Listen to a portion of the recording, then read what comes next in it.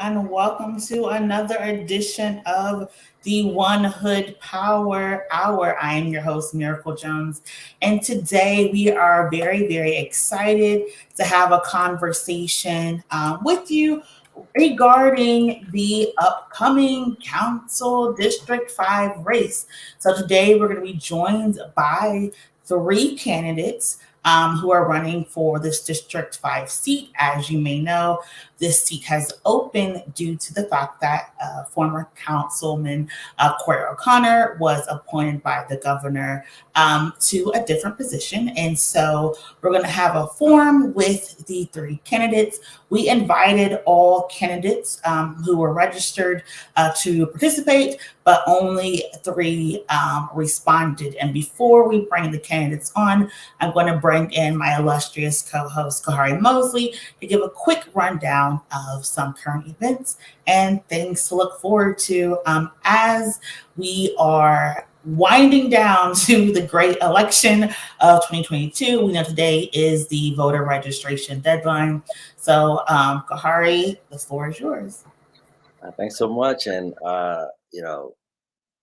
we, as Miracle said, today's, big headline is the voter registration deadline here in the state of Pennsylvania, October 24th. If you are not registered to vote, now is the time. I will drop a link to the online voter registration form in the comments section momentarily.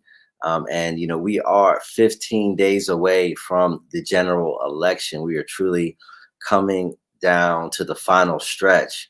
And as we get to this final stretch, there's going to be an uptick in activities. I know people have been seeing all types of advertisements, television, social media, radio, direct mail, all the various mediums to reach people in these final days before this historic midterm. People are getting touched, whether it's at the door, etc.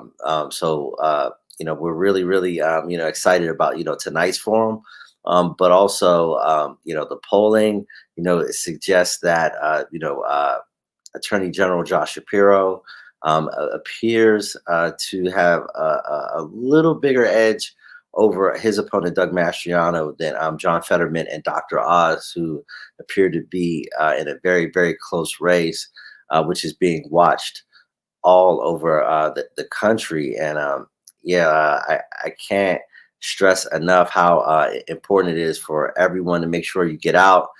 For the folks who've already voted by mail, great. That's awesome.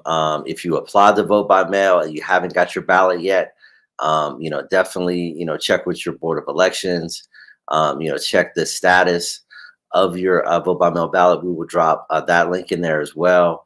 Miracle, is there anything else in the political headline world you want to touch on before we get to the forum? Yes, and we're very excited to have our forum here today. But as a reminder, tomorrow, Tuesday, it is going to be what people are calling the Great Pennsylvania Debate, the first debate between Senate candidates Fetterman and Oz. That will be tomorrow evening, and that will be broadcast on the local news stations. So again, for people, I know it's very stressful and overwhelming to have this election season happen. We understand, but we want to make sure you're informed. And so with that, we are going to start to introduce our candidates. I am going to be looking down at my screen just because I want to read everyone's bio. And so for our first candidate is going to be Gene Boker, who goes by Gene, who is a Lincoln Place local and who has been a lifetime resident of District 5. After attending schools throughout the Pittsburgh area, Gene put his skills to work in the community. He works with several charities and public works projects for decades and is now looking to serve the people in Pittsburgh City Council. So we want to welcome to the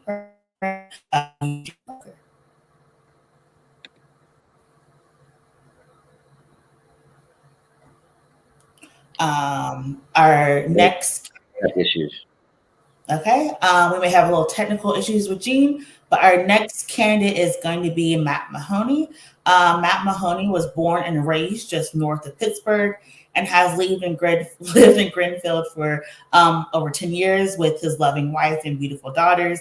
He loves our community, is passionate about service. Matt has been working in Pittsburgh's nonprofit sector for over 10 years and served in the Pennsylvania Army National Guard from 2002 to 2008, as well as the AmeriCorps in 2010. He's passionate about community engagement, affordable housing, supporting young people, mobility, the environment, and community safety. He's running as an independent, so his neighbors are his strongest and primary influencers. He believes District 5 is diverse and that we must work together on the intimate and complex issues local government is designed to address. So we want to welcome to the program, Matt Mahoney. Hi there. Thank you so much. Thank you. We really appreciate that. And so our last candidate is Barb Warwick. Barb is a working mom living in the 4 Mile Run, a lifelong Democrat and active community leader in Greenfield and Greater Hazelwood. She got her start in community organizing through the winning fight to stop a $26 million shuttle road through Shinley Park, and instead used those taxpayer dollars to fund traffic calming, sidewalk accessibility, and expanded bus services. As the vice chair of Pittsburghers for Public Transit, Barb is a strong advocate for public transportation, helping win weekend service on the 93. Barb also worked closely with members on the Greenfield PTO to raise over $100,000 for a playground at the school. And she also led a successful community petition to reopen McGee Pool. Welcome to the Power Hour, Barb Warwick. Thank you, Miracle. Thank you, Bahari. Very honored to be here. I appreciate it. Thanks for hosting. And so we are having a little bit of technical difficulties with Mr. Boker, but do not worry. We are going to have him call in on the landline so he can be informed and engaged, inform you all about the platform and be engaged in this program.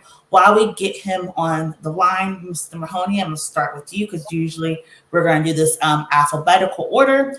And then if you're watching, you can put questions in the comments. You have 2 minutes on the clock. Can you do your introduction and talk about why you're running for District 5 council seat? Absolutely. And thank you again. I appreciate everybody's time and everybody's attention who's tuned in. And thank you to the candidates who have thrown their hat in the ring for this important election. Thank you, One Hood Power, for hosting. This is a fantastic forum and of great importance to bring everybody together in the community to hear from each of the candidates. And lastly, happy Diwali to everyone who celebrates. I think this is a great way to celebrate what Diwali stands for, the victories over knowledge, of knowledge over ignorance. So thank you so much. So every election is important, right? And this one for District 5 is important because it represents a sea change in representation.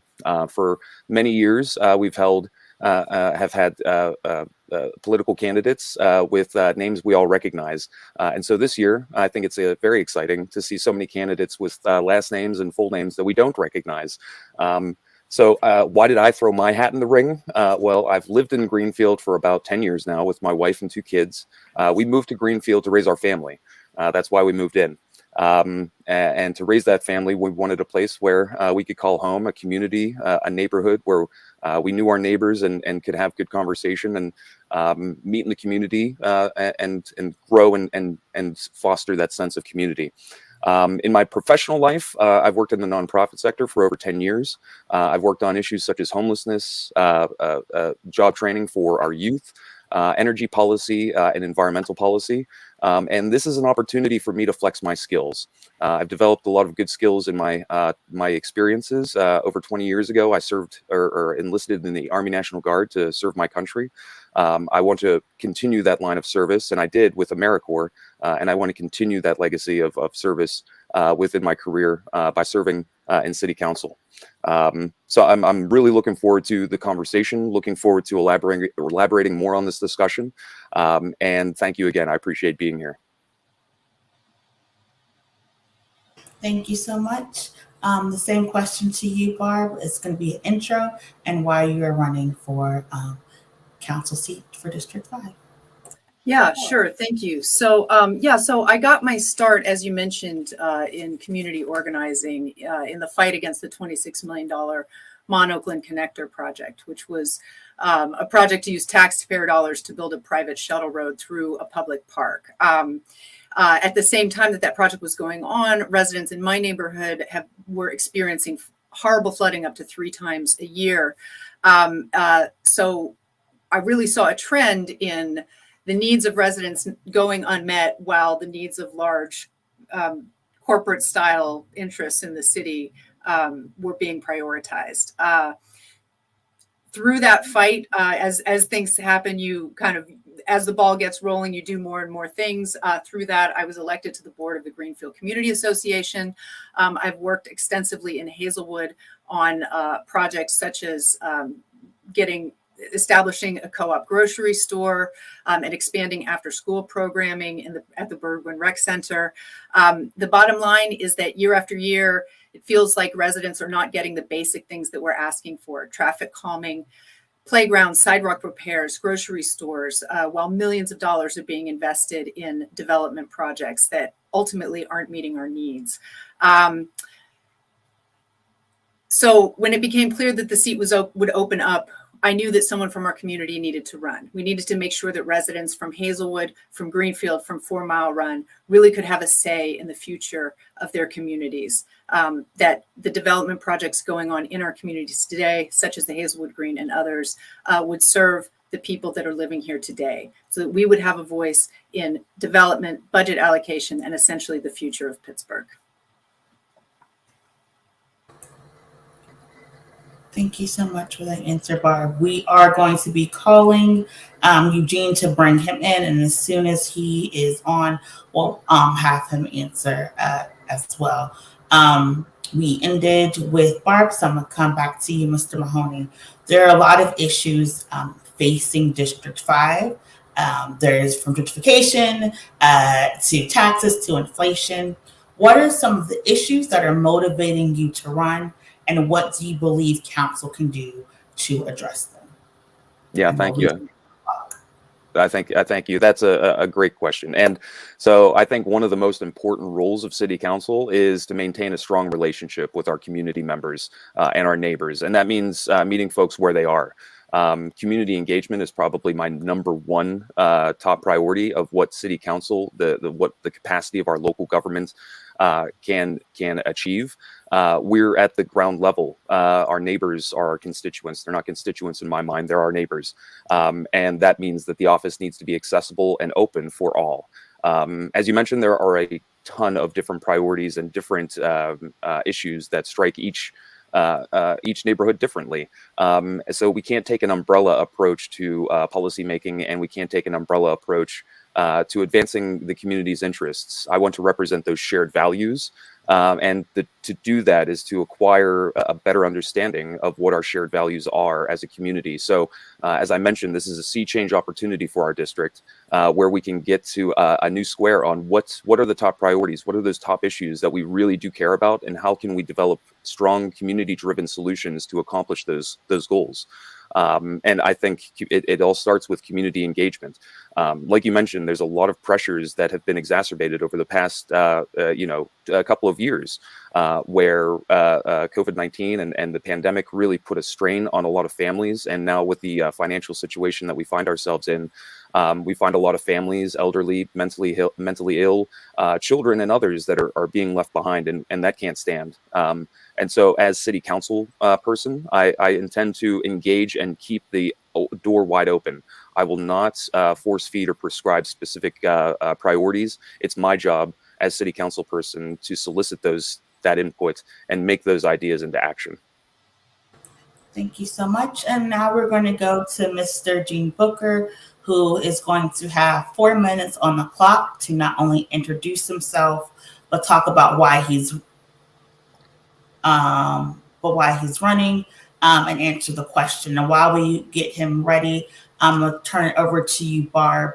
The same question: what issues are motivating you to run, and what can council do to address them?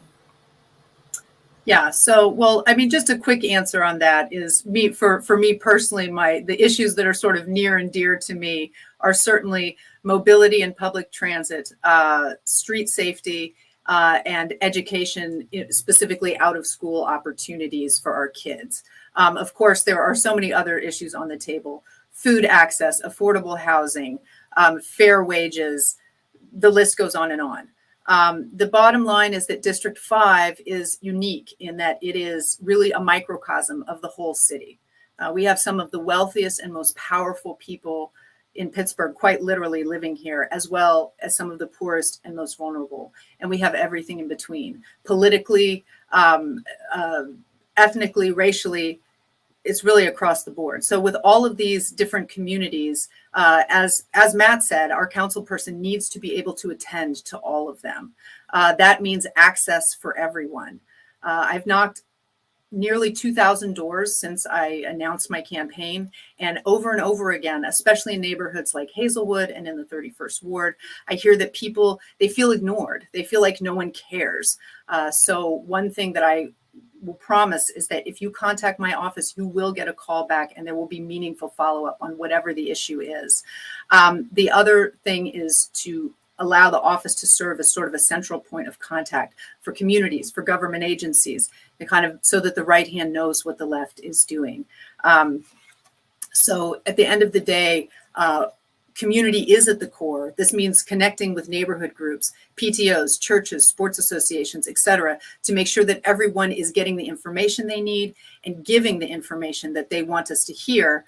But at the same time, I want to make sure that we don't run things in District 5 according to a squeaky wheel approach. I'm going to come to you and find out what you need and make sure that the resources get there, whether or not your community is yelling about it the loudest or not. Okay, Gar, I'm going to pass it over to you. Thanks so much. Thank you for joining us, and we're still waiting for Eugene to come in. We apologize for those technical difficulties, but my question, and we'll stay in alphabetical order. My question is: it's been talked about a lot in the media that this will be the first time District 5 will be represented by someone who lives outside of Squirrel Hill.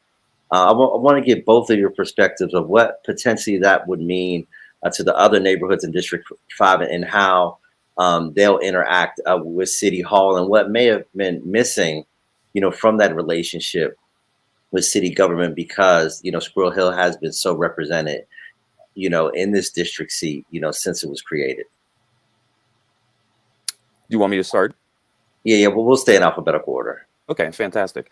So like I mentioned, I think this is a sea change opportunity. Like you mentioned, there's a change in representation from the neighborhood. And I think the fact that all of the candidates are not from Squirrel Hill or Swiss Elm Park shows that there's interest outside, and that whenever we take some of that political, sort of the incumbent political stuff out of the conversation, then we become a little bit more open to different ideas and different opportunities to engage more of the neighborhood and more of the community. I think it's fantastic that there's two candidates that are running from Greenfield, Barb and myself, because I see Greenfield, has a lot of the same characteristics as many of the other neighborhoods, Glen Hazel, Lincoln Place, South Squirrel Hill, Swiss Elm Park. There's a lot of very similarities amongst each of the communities, but there are very distinct differences, such as Greenfield and the Run, where there are environmental justice legacy issues that need to be addressed that maybe the upper part of Greenfield don't experience, or the massive development projects that are taking place in Hazelwood, with many new developers coming into the space and trying to find how to squeeze value out of properties, and not having a good plan that aligns with the community's values. I think having a representative from Greenfield or outside of Squirrel Hill shows that the community is interested, and that it shows that there's members of the Greenfield, of the community, that are outside of those neighborhoods, that want to have a voice and that need to have a voice and a seat at the table, because, as Barb mentioned, there's been a legacy of not having those voices heard. And so this office needs to hear all voices and be that steady line of communication between all of the neighborhoods, between all of the districts. District 5 is very complex. It's very diverse. And I think local governments, that's what local government is designed to do, is to address those intimate, complex issues. And so I think coming from Greenfield makes a lot of sense. Barb? Yeah, thanks. So I sort of want to be a little bit careful in answering this question, because I do want to say right out of the gate that Squirrel Hill is kind of the gold standard in community organizing, in neighborhood organization.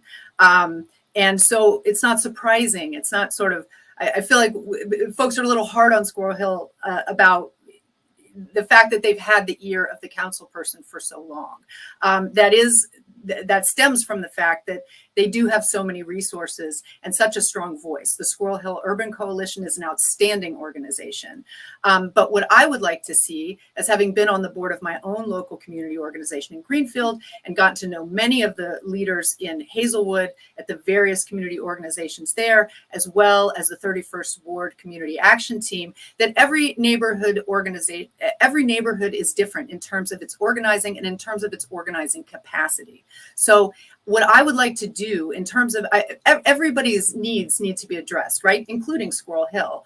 But when it comes to things like the budget in particular, and resources, I'd like to sort of bring the neighborhoods together in that I will go into each neighborhood, find out what they need, and then sort of bring it all together so that when we talk about, as a district, when we talk about our needs, when we talk about budget priorities and things like that, we all get a chance to see where the needs are and where the gaps lie. And I think that will be beneficial, because sometimes in a given neighborhood, you sort of have blinders on, right? You understand that there are equity issues across the city. You understand that there are neighborhoods with greater needs than others. But when you're so focused on your own community organization, you sort of forget about that in terms of your own neighborhood. But I feel like the council person provides an opportunity to really show the entire district together, like, hey, I understand that these are your needs, but look, these are also the needs in the other neighborhoods across District 5,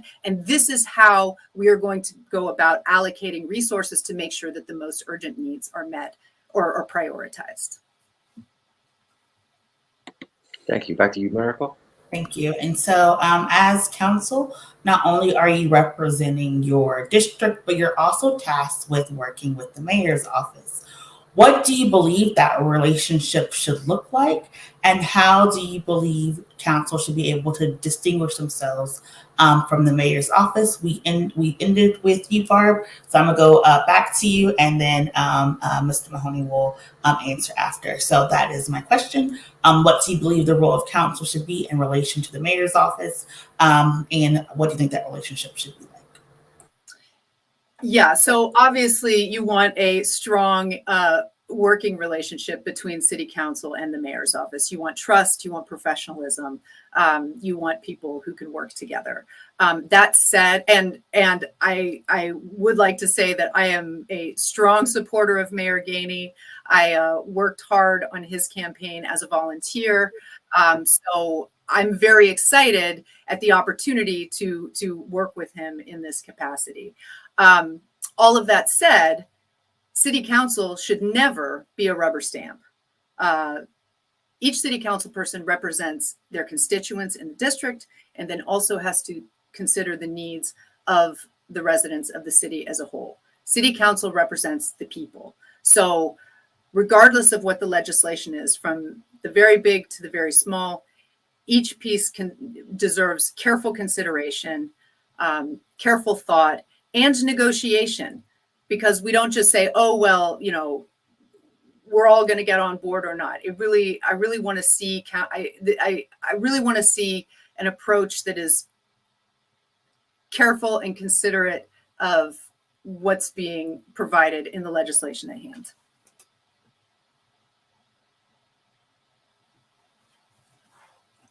Great. So, question to me.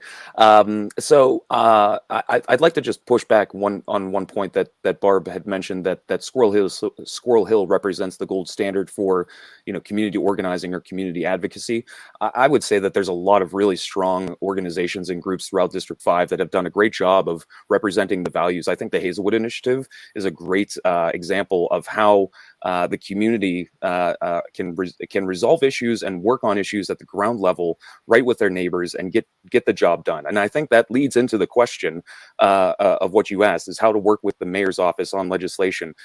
We're the local representatives you know, the mayor represents the entire city. Each city council member represents their small section of that city. And so it's our job to advocate and ensure that those checks and balances are there. Now, that's not to say that I'm not very supportive of the mayor's agenda. I think the Civic Leadership Academy, the recent announcement by the mayor on the Civic Leadership Academy, was a great idea. And to focus those efforts on our youth, I think, is fantastic. I participated in the Civic Leadership Academy over 10 years ago, whenever it wasn't just for our youth. But there are other questions that, you know, I want to push on and press on to better understand how those funds are being allocated. You know, capital budget, the capital budget that was recently introduced includes a lot of really exciting things that you know, a lot of neighborhoods should be informed and should be aware of. And I think the community engagement aspect of that budget process has been fantastic. But I want to dig into some of the details on what those, you know, what those specific programs can be. You know, there's a lot of opportunity to really leverage the city's office or the city council office to be that ground level, you know, to be the megaphone for the community. And I think that has to be represented in the budget. I think that I'm just talking about the budget because that's the most recent piece of mayoral priority setting that's been out there. Thank you so much. And I think we have Mr. Boker joining us virtually by calling in. Are we able to bring him in? Yes, I can hear you. All right, perfect.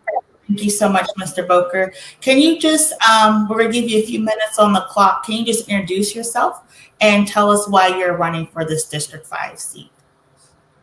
Okay, my name is Gene Boker. I live in the 31st Ward. The last 8 years, when I've gone to the polls to vote, there's been nobody to vote for the city council other than Corey O'Connor. The last time that really ticked me off because I said to myself, boy, what a deal. All he has to do is show up, vote for himself, and he has the job.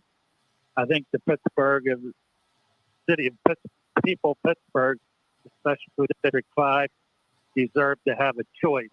We've had 100% Democratic rule on city council now.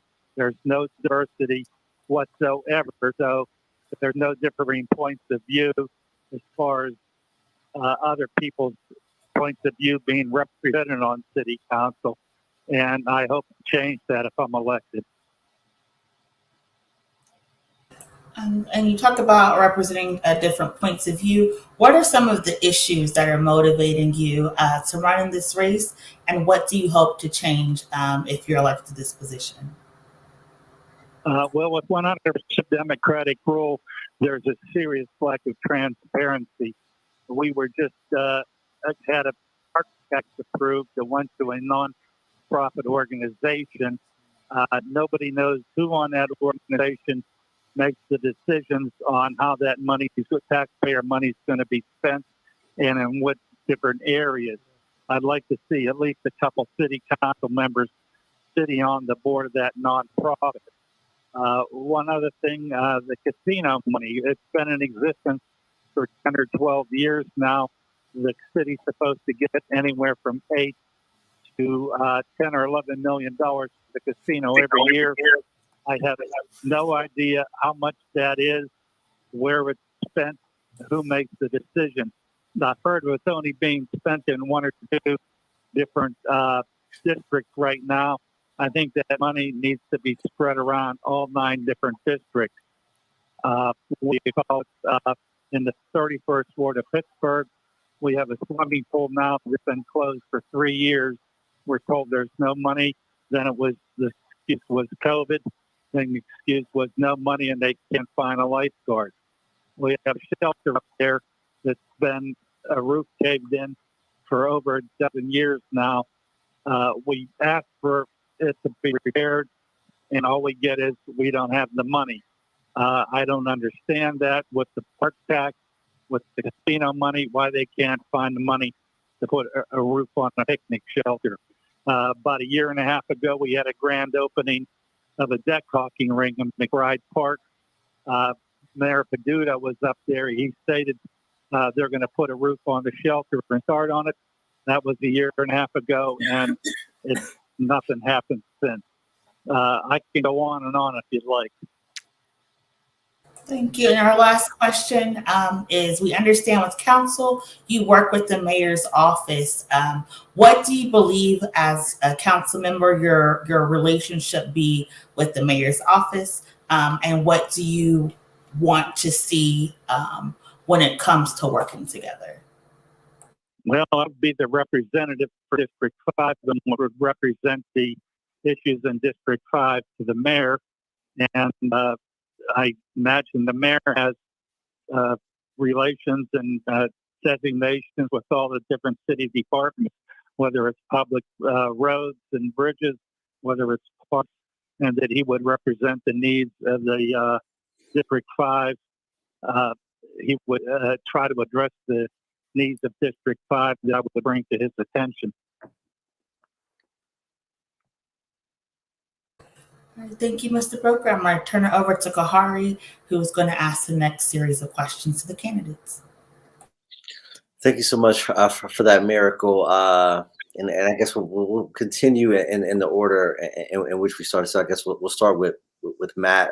My question is, being that, particularly in the media, not only here locally, but around the country, there's been a really increased focus, on public safety. And it's really been, something that we've been, focused on for the last number of years, public safety, community relations, with law enforcement. How do you all plan on, one, addressing, public safety, while also, taking into mind, changing, public perceptions on how communities and law enforcement should be act, as well as increasing public interest and more accountability when it comes to law enforcement and their actions within the community. So, starting with Matt and then to the rest of the panel, how do you plan on, again, making our communities safe, while also, honoring, a growing public sentiment around reimagining, policing, reimagining the role of public safety in our community? Thank you. This is a great question. So I think there's a few different things that we can think about.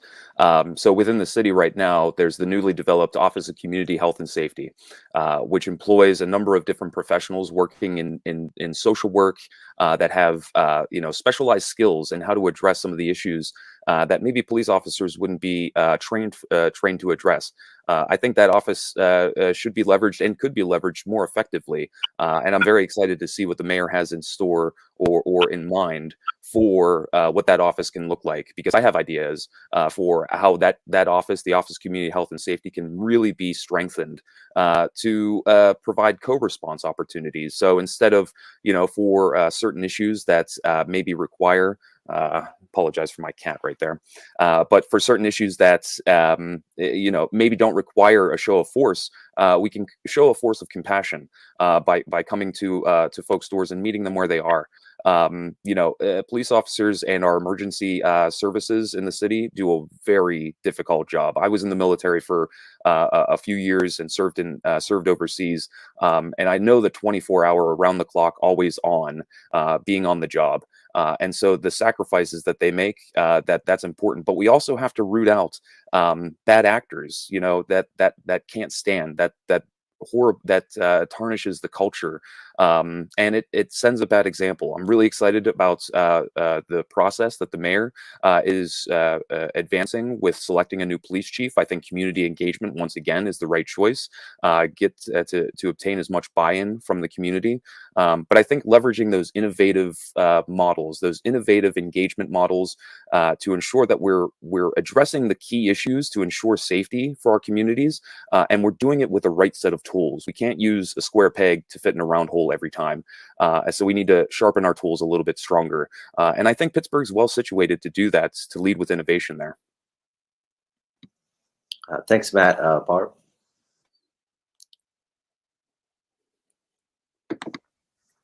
Barb, you're muted. No worries. Apologies. Yeah, thanks. So I am a strong supporter of Mayor Gainey's plan for peace, and especially the component that states that public safety and public health are one and the same. And until we start approaching public safety in that vein, we're going to continue to have issues between communities and law enforcement. The fact of the matter is that 1 in 5 city budget dollars are spent on law enforcement. And we have roughly 30 officers per 10,000 people in the city of Pittsburgh, when the national average for mid-sized cities like ours is closer to 19. But at the same time, communities like Lincoln Place in the 31st Ward can wait up to 40 minutes for police to arrive on a call. So I would say, with that in mind, there's something that isn't working. At the moment, City Council has commissioned a third-party staffing study to look at how the police could increase efficiency and geographic distribution without increasing costs. I've also talked with a number of law enforcement experts at this point and heard some really great ideas about better technology, better coordination, perhaps shared services with smaller municipalities that surround Pittsburgh. In terms of accountability, transparency and accountability are a must. We need to make sure that nonviolent offenses like stealing a bicycle never result in a tragedy. It's good for the community, and it's also good for our law enforcement officers, because accountability equals trust, equals community support. At the end of the day, bumper sticker politics are not going to get us anywhere on this issue. We need to have meaningful conversations between communities and Zone 4 so that we can reach practical solutions. But what I do want to stress is that when we talk about community policing and community solutions, those need to be solutions that come from the community, that are not imposed on the community by the powers that be, so to speak.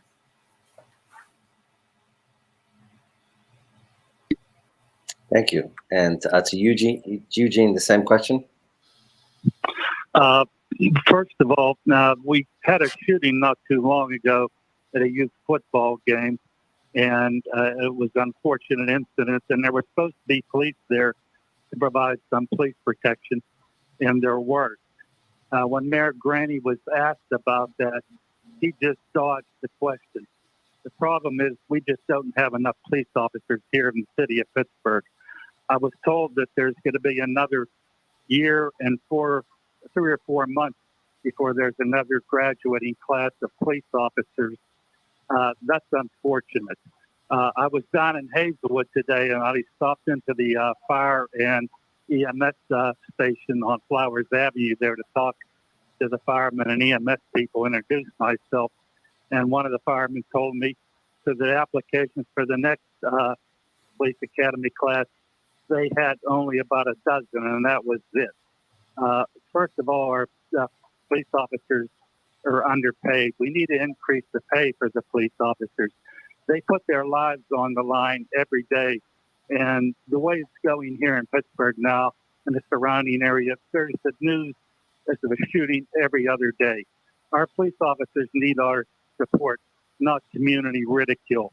They need to have the people of this city back them so they can get respect.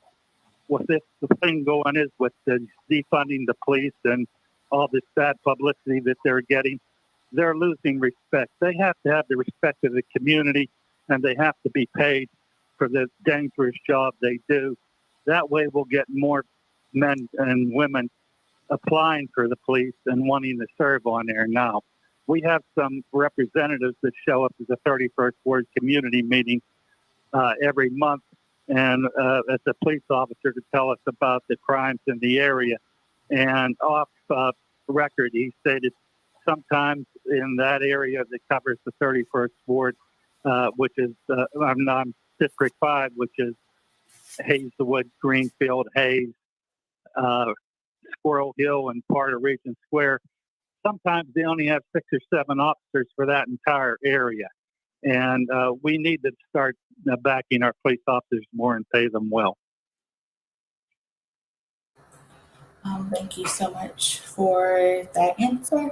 And so my next question is going to go Barb, Mr. Boker, and Mr. Mahoney. So we're going to change it up, the rotations a little bit. How will you balance the need for investment in District 5 as people call for community benefits agreements, new housing, and expansion for businesses?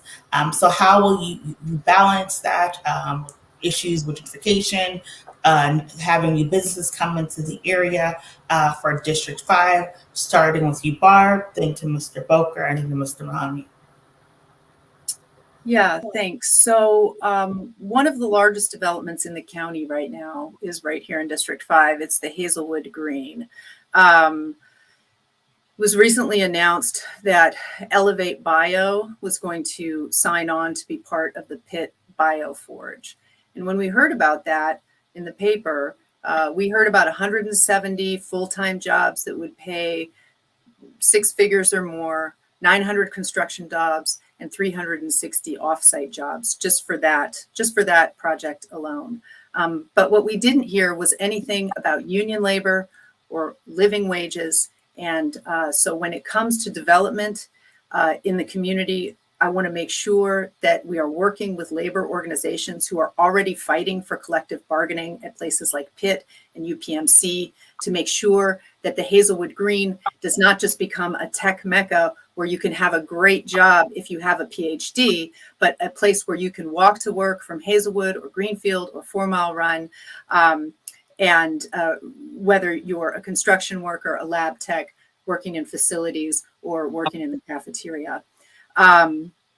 Also, I would like to see inclusionary zoning citywide, in particular at the Hazelwood Green, given the amount of tax breaks that these developers get from the city in order to build here. I think that 10% affordable housing is a very modest ask. I would also like to see binding community benefits agreements. And I would like to be clear in that that does not just mean donations to pet projects from particular companies or foundations, but actual funds that are given to the community where the community decides, as in the Hill from the Penguins organization, what they are going to do with that money and what those benefits are going to look like.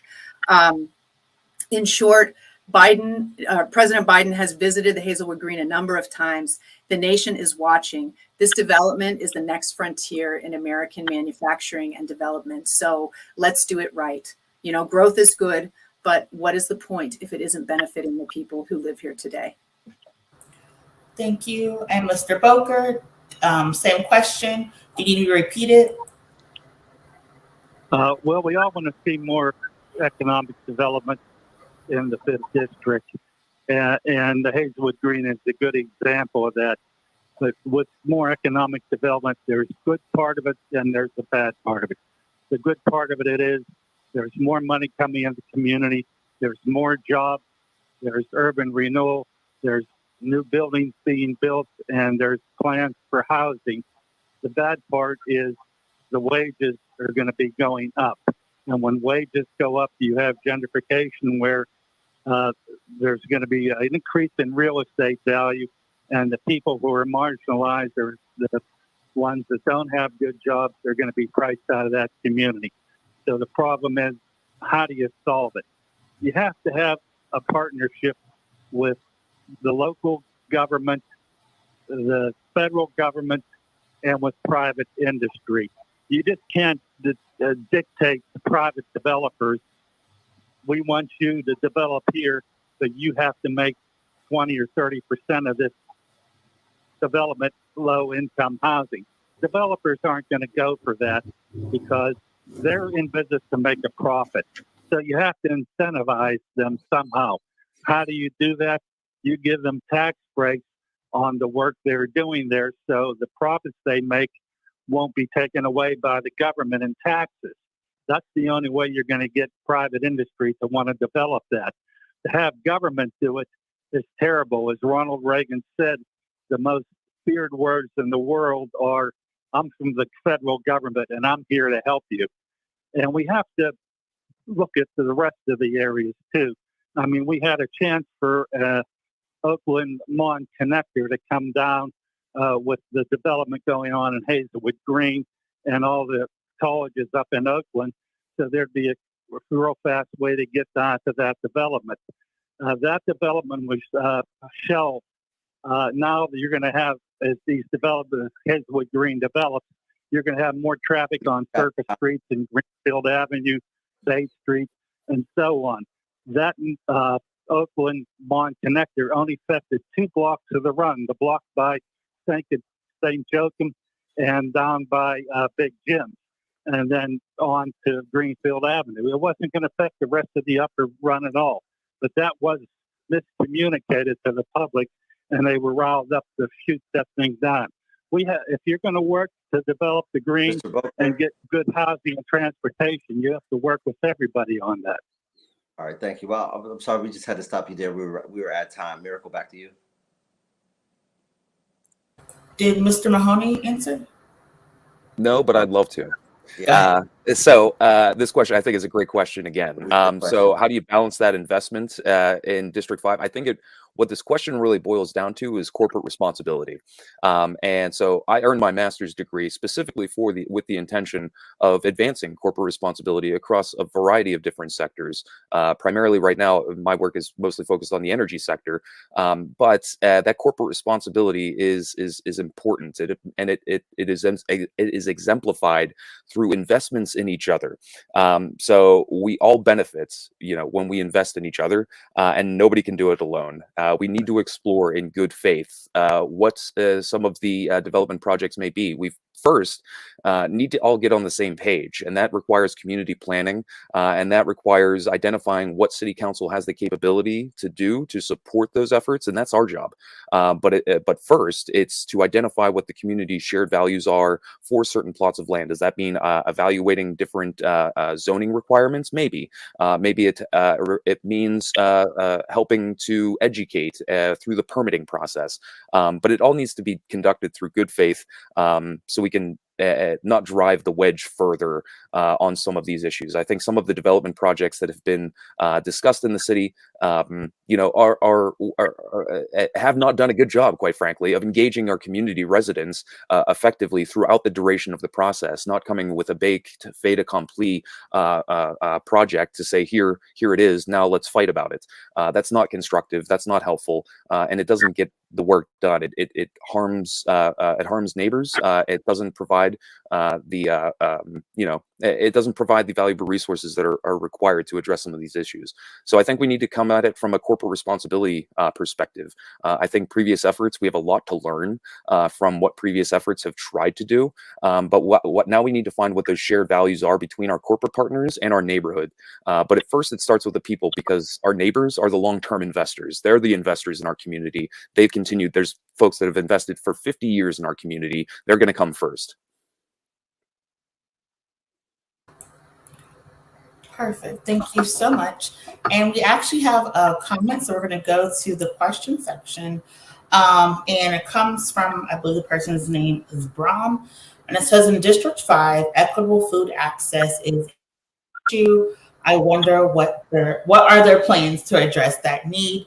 So we will go with Mr. Boker, Ms. Warwick, and Mr. Mahoney. The question is, in District 5, equitable food access is a big issue. I wonder what are their plans to address that need. All right. The first part of that question was garbled. Can you repeat it? In District 5, equitable food access is a big issue. I wonder what are their plans to address that need. So I'm thinking of talking about maybe food insecurity or hunger in District 5. Okay. And down in Hazelwood, they did have a market down there that was providing somewhat access to food for people. It wasn't like a big giant eagle, but it was a nice community market. That guy that ran that thing or owned it, he was getting fed up, and there was a number of local people that were in community groups as well as local politicians to try to talk him into convincing him to continue that market down there, because when he was going to leave, that would leave that neighborhood without a market at all. His main comment, and that was quoted in the Pittsburgh Post-Gazette, was he was tired of supporting all the thieves in the neighborhood. There's a local Hazelwood paper. When that story came out, the local Hazelwood paper conveniently left his comment out of their paper. There has to be a thing for the community. You know, 31st Ward has a shop and save. Greenfield has a giant eagle. Squirrel Hill has a giant eagle. I'm sure the area we're talking about is Hazelwood.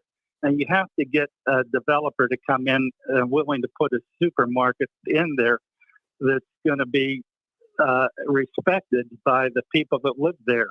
And we've had situations in prior riots where, for example, in the Hill District back in the late 60s, the riot burned the supermarket down. And there were more than 30 years where there wasn't replacement because nobody wanted to put a supermarket up there because the people in the neighborhood burned it down. Nobody wanted to take responsibility for that or even apologize for that.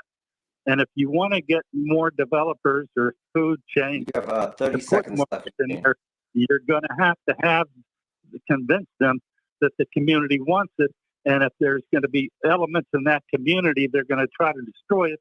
Those people that live there are going to overcome those elements of the community that want to destroy it. Ms. Warwick? Yeah, I'll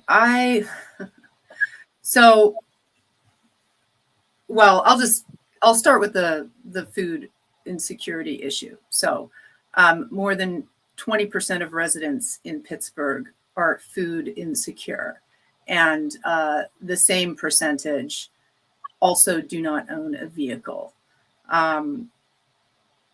Food apartheid is very real in District 5, and that is happening in the same place as the Hazelwood Green, one of the biggest developments in the county, is embarking on the next frontier in biotech research to improve the lives and health of people all over the world.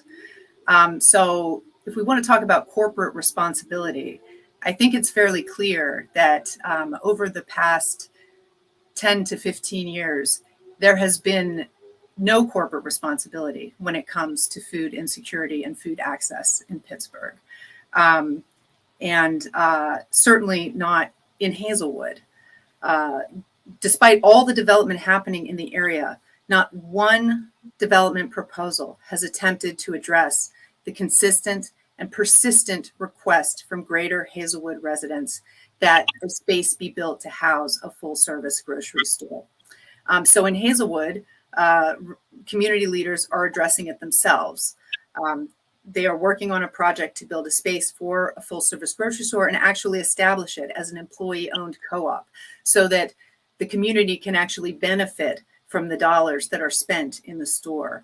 The community is also working with Giant Eagle on mobile grocery store options, and is exploring opportunities with urban farming. So there is no question in my mind that Greater Hazelwood is very interested in having a grocery store and equitable food options. At the moment, I was actually recently invited to speak to a hearing in front of council by the Food Policy Council on the Food Justice Fund. So what we are hoping to see is dedicated funding set aside in the city of Pittsburgh to support food access and sustainable food systems. I hope to see some legislation for that on the table soon. Thank you. Mr. Mahoney? Thank you.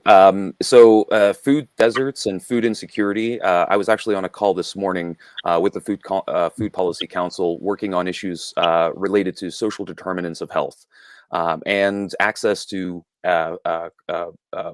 safe, healthy food is at the top of the list, and helping those access food through supportive services like WIC and SNAP and food stamps and other programs, ensuring that our residents have access to those programs and can, it's sort of a hierarchy of needs, identify where those resources are first and ensure that we can make those connections. Next, absolutely, those food deserts need to be addressed. And that includes Hazelwood and other parts of the neighborhood.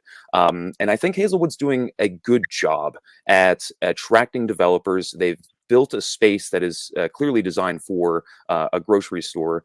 They're taking on the ground efforts to advance their own resolutions to the issue with farmers markets and the co-op that Barb mentioned. And we need to do more of that. And I think it requires resources, and it requires, it would be great to have a Giant Eagle, but Giant Eagle's expensive. I shop at Aldi's personally, and Aldi's, it works for me. And so we need some of those models and some of those grocery stores to come into into the community. Another interesting example that's here locally in Millvale, which is also a food desert where there is no grocery store. They've developed their own food co-op where folks can come, where there's regularly cooked healthy food, where they can either take some of it home themselves or take some lessons to learn how to cook some of those meals at home for their families. So it's a real systemic issue, and I think as city council person, our job is to get as many of those resources as possible. The infrastructure, or the Inflation Reduction Act, includes a number of new grant programs that would be very, very useful in activating some of these on-the-ground projects that are already in place. I think as city council person, that's what we're supposed to do: attract those resources, put them to work in the places that they're already working really well on.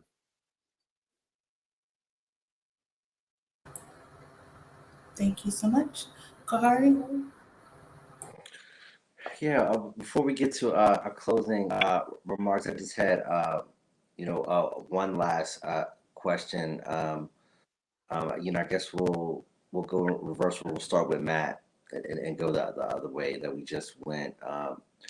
What are your thoughts about the best possible solution to address an issue that's been growing in concern for many folks in the Pittsburgh area, as well as folks who have been former city of Pittsburgh residents who now live in other parts of Allegheny County, and in some scenarios now no longer even live in Allegheny County, and that's the cost of housing within city limits.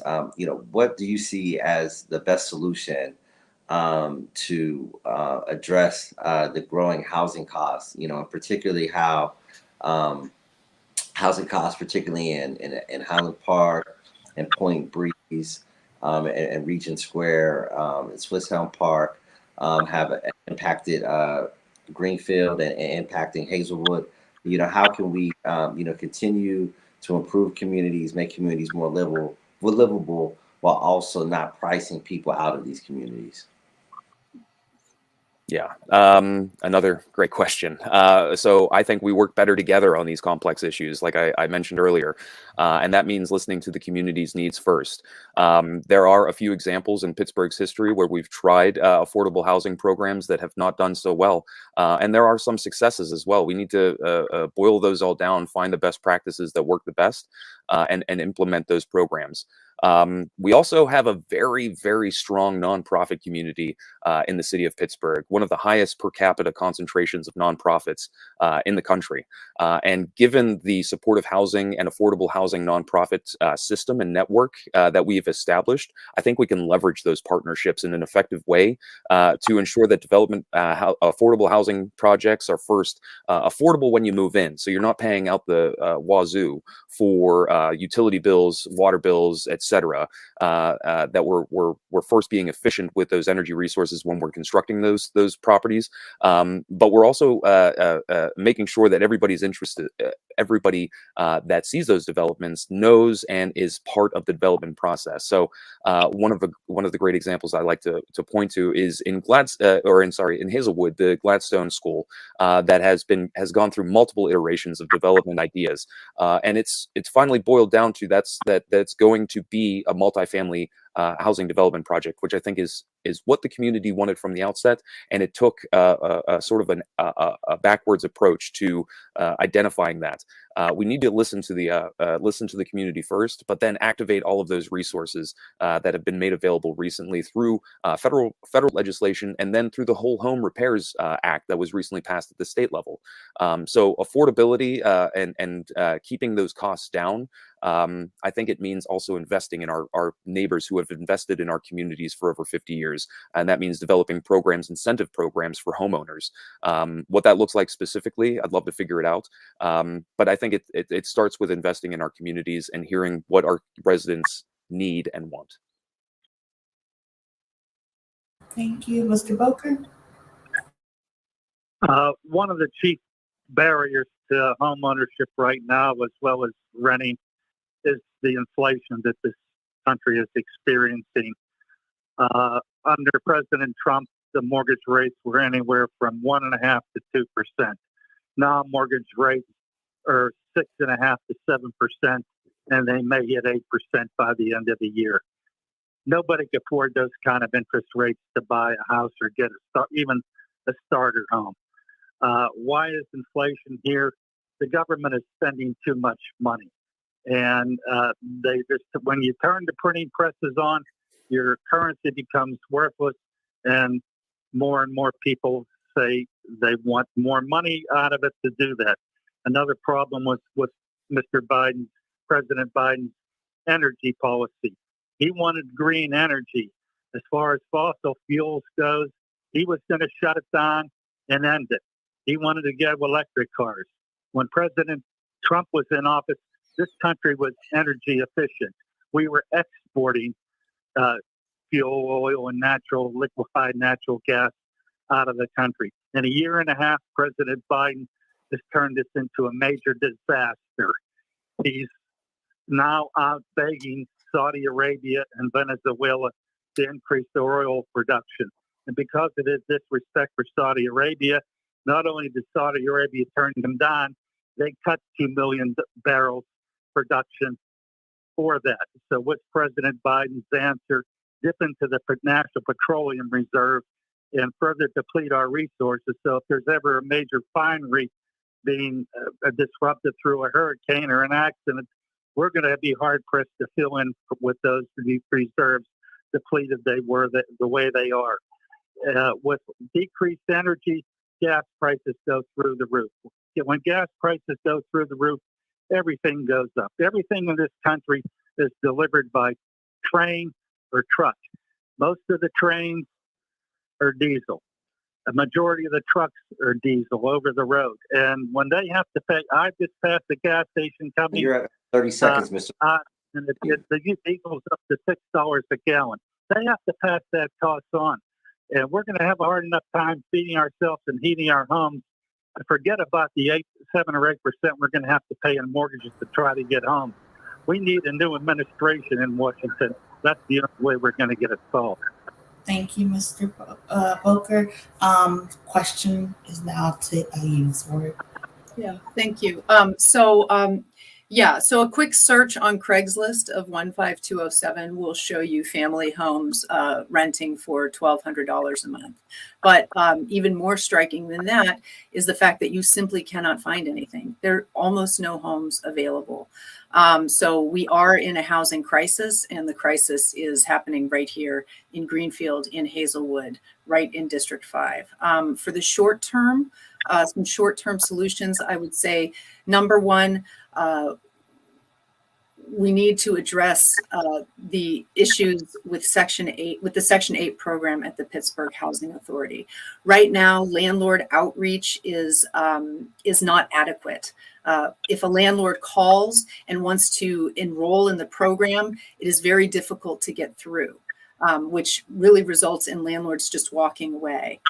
At the same time, for landlords who are in the program, we need to have greater accountability. That means that the housing authority needs to be following up to make sure that in exchange for those dollars that the landlords are getting for their rent, that they are holding up their end of the bargain with making sure that the housing they provide is safe, both for the tenants and also for the other residents in the neighborhood. The other short-term solution, I would say, would be to take a look at community outreach at the URA. The URA has gotten $75 million in American Rescue Plan Fund money. They get $10 million a year in Housing Opportunity Fund money, but there are definitely issues with that money getting to the people who need it most. I understand that that they are a relatively small organization, and that's a lot of money to manage.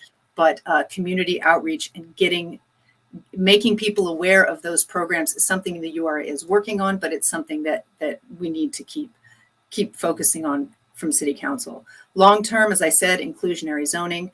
There's great affordable housing programs going on with Hazelwood Initiative in the City of Bridges, but I would like to see more focus on family homes rather than 1 and 2 bedroom apartments.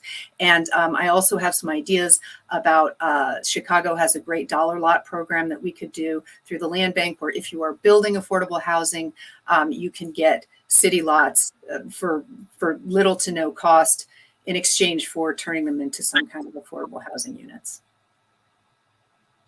Thank you. And we have reached the conclusion of our forum. I told you it was going to be an hour. We tried to stick to that. Our last question will go Mr. Boker, Mr. Mahoney, and Ms. Warwick. And I do apologize if I mispronounced anybody's name. The last question is going to be, what in District 5 is bringing you joy, and how can people get in contact with you? Everyone will have 2 minutes on the clock, starting with you, Mr. Boker. I'm sorry, your question was a little bit garbled. What in District 5? Then it's garbled. What in District 5 is bringing you joy, making you happy, and how can people get in contact with your campaign? First of all, in District 5, and I live in the 31st Ward, I'm seeing more community involvement. This past Saturday, we just had a community-wide trash pickup, and we had more people participate in that I've seen in the last 5 years. There's a picture of the group on the website, my website. Please go look at that. The other thing is the encouragement is that the development in Hazelwood, with the Hazelwood Green. I'm hoping that that will take off, and it won't light it for as long as it took once those neighborhoods were torn down back in the 50s. That was almost 60 years of a brownfield down there, and hopefully it's going to develop a lot sooner. So those are the things I'm encouraged about seeing here.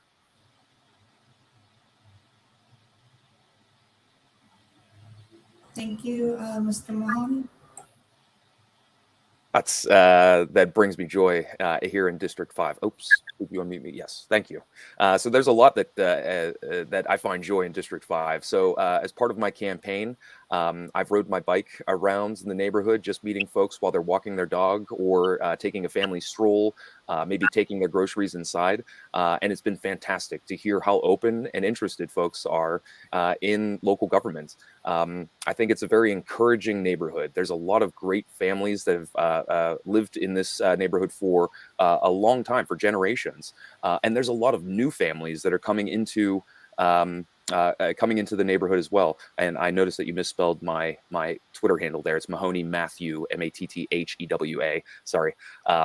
But as part of my campaign, it's what I've done is I've set up a community survey because I feel like it's not my job to tell you what the priorities are as a city council person. It's my job to help elicit all of that input from our community.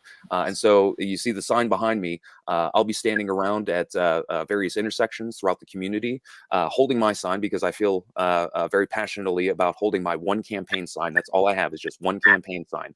And I will hold that sign at busy intersections, not to distract anybody, but just to get the word out with all of the other campaign signs. And also just walking through the neighborhood, meeting folks where they are. That community survey has shown, that there are top priorities that the community has. And I'll just pull them up real quick. I pulled them up before this call, what those priorities were. Which were community engagements, public safety, transportation, and affordable housing. And just so over the past month, doing this campaign or running this campaign has been fantastic to just meet people where they are. Shake their hand, ask them a little bit about why they've moved into the neighborhood, and everybody is different, and everybody has such a great story. And I want to represent those shared values with the community, albeit my cat doesn't look too interested, but I'm very interested. Thank you so much, Ms. Warwick.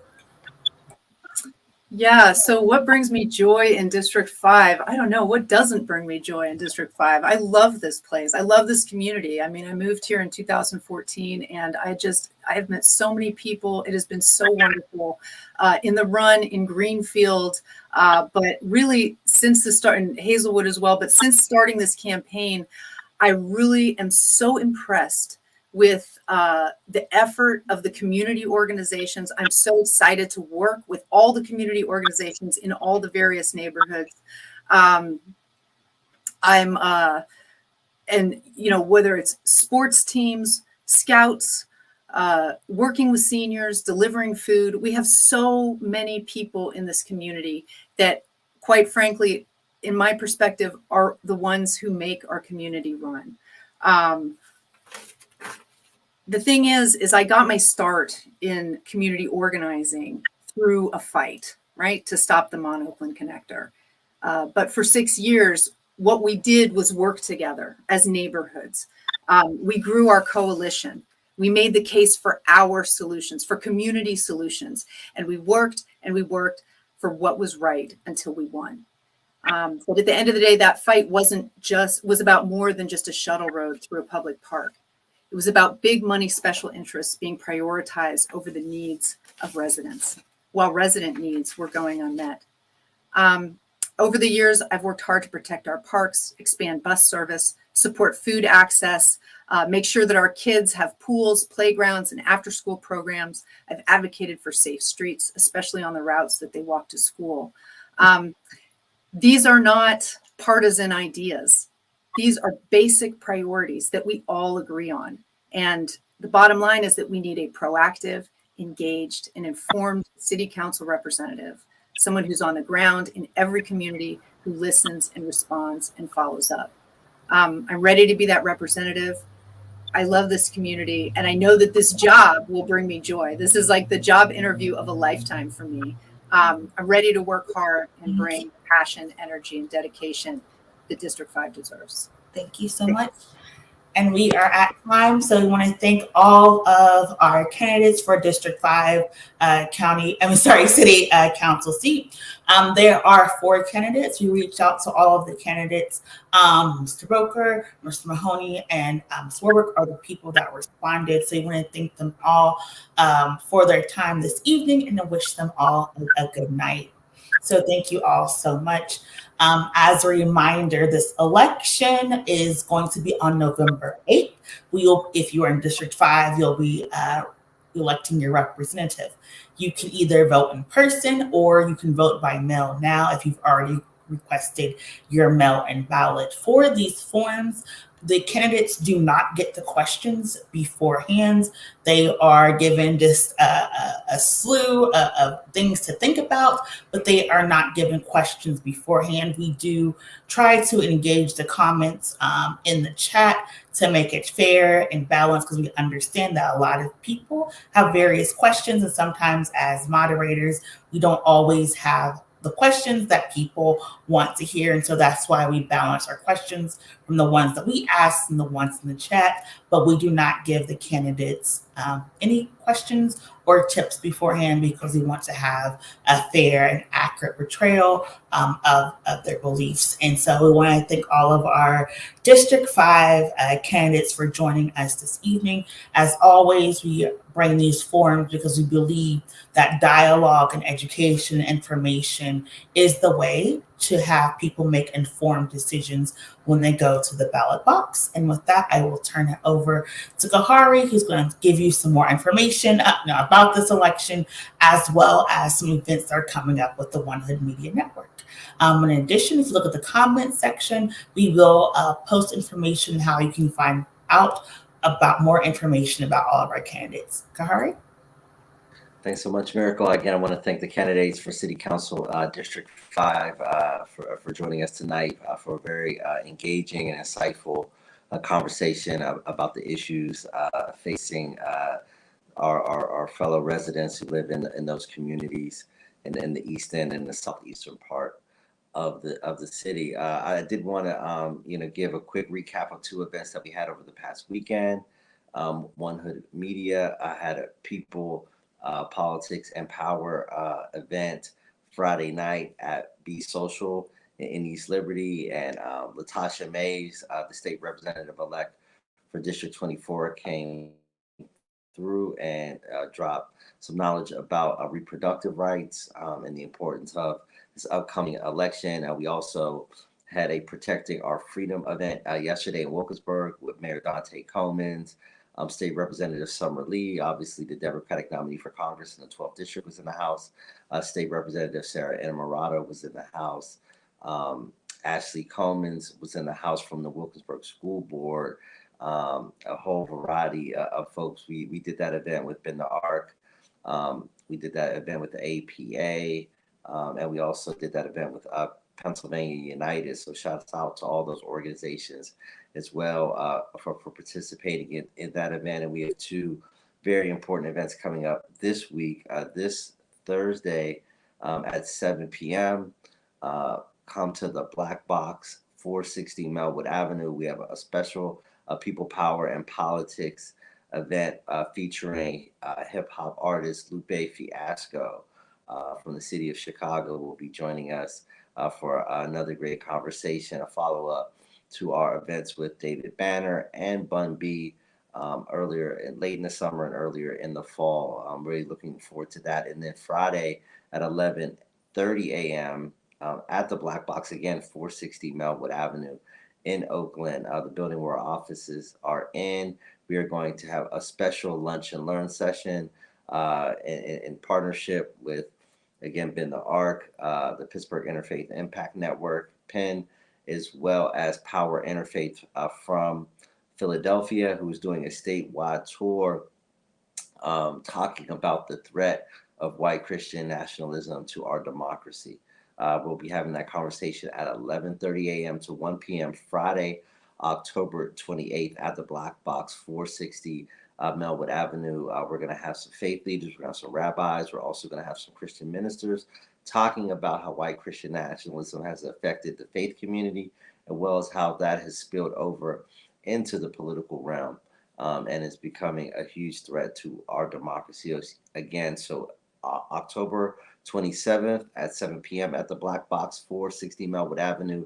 People, Politics, and Power with Lupe Fiasco. Then October 28th at 11:30 a.m. at the Black Box, 460 Melwood Avenue, will be a lunch and learn the threat of white Christian nationalism to our democracy.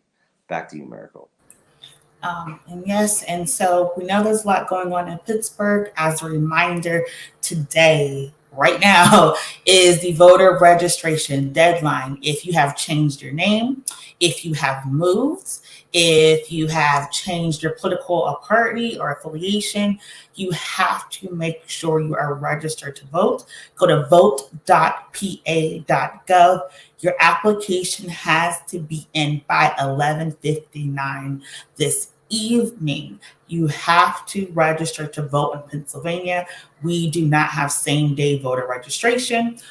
Please make sure you're registered to vote, number one. Number two, if you have your mail-in ballot, you can return it at any time between now and November 8th. This year, you must provide your own stamp.